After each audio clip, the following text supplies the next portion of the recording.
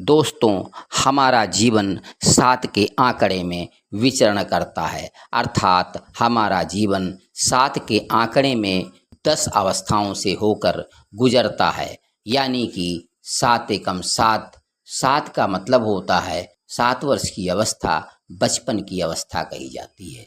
उसके बाद 7 दूनी 14, 7 दूनी 14 का मतलब है 14 वर्ष की अवस्था जवानी की अवस्था की शुरुआत हो जाती है। फिर 7 तियां 21, 21 वर्ष की अवस्था में व्यक्ति की शादी की उम्र हो जाती है।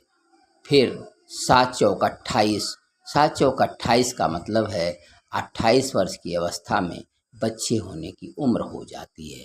7 से 35 वर्ष की अवस्था में परिवार की जिम्मेवारी की शुरुआत हो जाती है।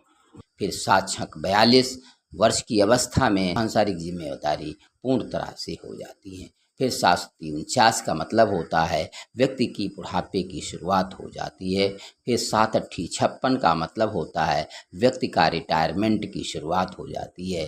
फिर 7 9 63 षष्ठी पूर्ति के कार्यक्रम में आ जाता है, अर्थात सभी सांसारिक चिंताओं से मुक्त होकर अपने बचे हुए जीवन में प्रसन्न होकर यानी खुश होकर रहे तथा पूजा व प्रवचन इत्यादि कार्यक्रमों में भी शामिल होवे।